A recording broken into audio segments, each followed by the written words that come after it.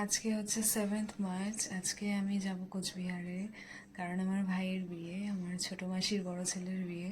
তো আমি কালকে নিজে একটু মেহেন্দিও করে নিয়েছি। আজকে যেহেতু শনিবার, আমরা বাইরের খাবার কিছু খাবো না, তাই আমার আজকে একটু রান্নার ঝামেলা আছে। আর আজকে আমাদের ট্রেন হচ্ছে তিস্তা তোরসা। বহু বছর পর আজকে তিস্তা তোরসায় উঠবো। অলরেডি এখন 7টা প্রায় বাজতে যায়, আমি লেট। আমাদের বেরোতে হবে 1:30টার দিকে। আমরা মেট্রো করে যাব আজকে, ঠিক করছি তো।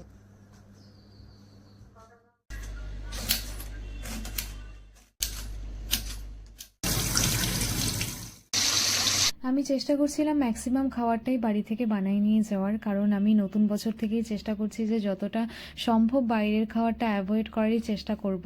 কারণ এখন তো বয়স বাড়ছে, বাড়িতে বানানো খাবারটাই আমার মনে হয় খাওয়াটা বেটার। তো শরীরটাও এখন একটু খেয়াল রাখতে হবে। এই টিফিন বক্সটা আমি পেয়েছিলাম একটা সোনার দোকানে সোনা কেনার পর, তো আজকে এটাকে ফার্স্ট টাইম ইউজ করব। এটা এটা সেদিন সকালে খাওয়ার জন্য বানাইছিলাম একটু গোলা রুটি, আর ট্রেনের মধ্যে বিকালে বা সন্ধ্যার দিকে খাওয়ার জন্য বানানো হয়েছিল একটু চিড়ার পোলাও। আর ঘরে বিনস না থাকার কারণে কড়াইশুঁটি আর গাজর দিয়ে ফ্রাইড রাইস বানিয়েছিলাম। যেহেতু আমি আটা ময়দার আইটেম যেমন ওই পরোটা, লুচি, রুটি এসব বানাতে পারি না, তাই জন্য ভাবলাম রাতে খাওয়ার জন্য একটু ফ্রাইড রাইসই বানাবো। আর হচ্ছে এইসব বানাতে পারলে হয়তো রাতে খাওয়ার জন্য একটু রুটিই নিতাম, যেহেতু পারি না তাই জন্য ফ্রাইড রাইসটাই চুজ করেছিলাম।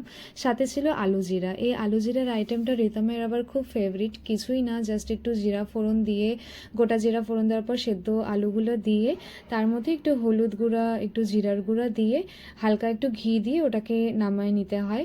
আর এর মধ্যে পেঁয়াজও দেওয়া যায়। আমি পেঁয়াজ দিইনি এই কারণেই, কারণ সেদিন শনিবার ছিল। পেঁয়াজ, ক্যাপসিকাম, ধনেপাতা অনেক কিছুই দেওয়া যায়।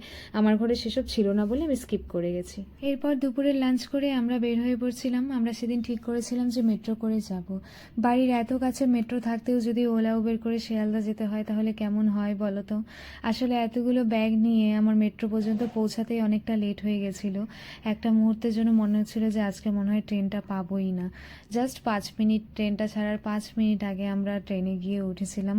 আমার মনে হচ্ছিল এই মনে হয় আমার ভাইয়ের বিয়ের অকেশনটা মিস হয়ে যায়। তো যাই হোক, ফাইনালি সেটা হয়নি। ভাইয়ের বিয়ের ভিডিওগুলো এডিট করছি, খুব তাড়াতাড়ি শেয়ার করব। আজকের ভিডিওটা এটুকুই থাক।